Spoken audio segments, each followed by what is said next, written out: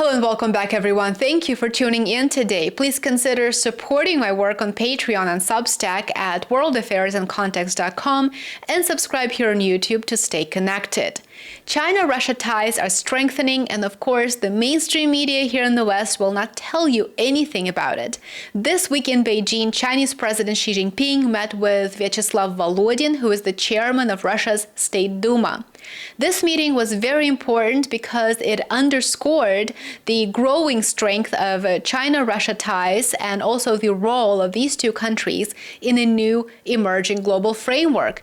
President Xi Jinping wasted no time at all in making the significance of this meeting very clear. He declared that China-Russia relations are, quote, the most stable, mature, and strategically significant major country relations in today's volatile and changing world.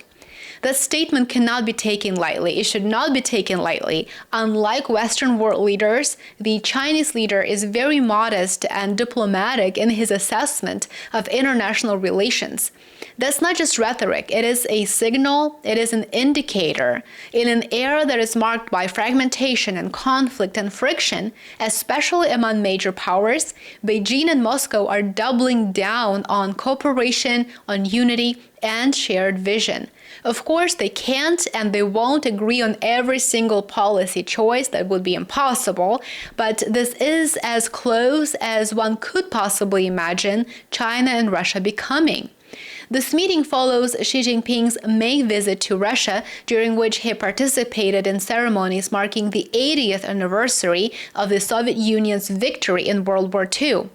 5月份，我到贵国进行了访问，并出席了纪念苏联伟大卫国战争胜利80周年的庆典，同普京总统进行了深入的沟通，为中国关系发展也擘画了一个新的蓝图。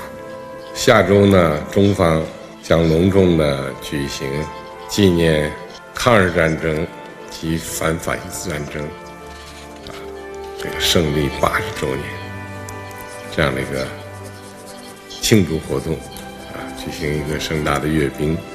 中国和苏联分别作为第二次世界大战亚洲和欧洲的主战场，为抗击日本军国主义和德国法西斯侵略付出了巨大的民族牺牲，为赢得二战胜利做出了重大贡献。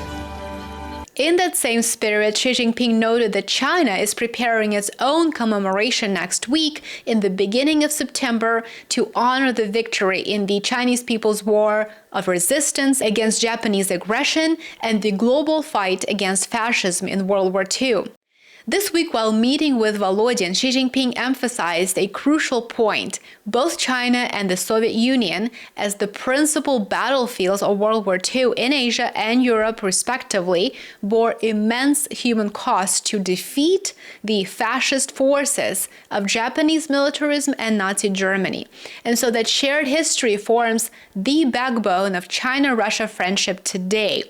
This is that historic memory that is a big component of today's bilateral relations, which was emphasized by Xi Jinping this week during the meeting with Volodin. But this isn't just about nostalgia or shared sacrifice. This is about forming a future that is rooted in mutual respect, in strategic coordination, and also in a multipolar world order. President Xi Jinping called on both nations to deepen mutual trust, to expand cooperation across all sectors, and to jointly defend their national interests. He also stressed the importance of solidarity with the global South and a joint commitment to, quote, true multilateralism, and that is very important. He says true multilateralism, which is a rebuke to Western-dominated global institutions, of course. In his words, the China-Russia relationship is not just a partnership. He doesn't view it as a partnership. It appears that to him, it is a cornerstone for global stability. 双方要更续传统友谊，不断深化战略互信，推动国际秩序朝着更加公正合理的方向发展。On his part, Volodin reiterated that the Russian State Duma is fully aligned with the consensus that was reached earlier this year between the two leaders.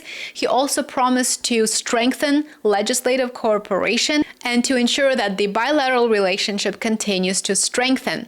Volodin also echoed the historical theme, which of course was the focal point of the meeting. He reminded the audience that China and Russia fought side by side 8 decades ago to defeat fascism, and right now they must work hand in hand to honor that legacy and to build a better future.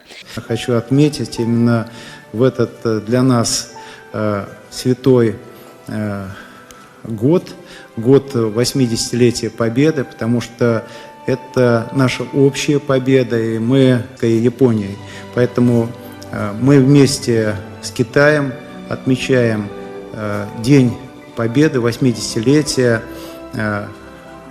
в сопротивлении японскому militarismo.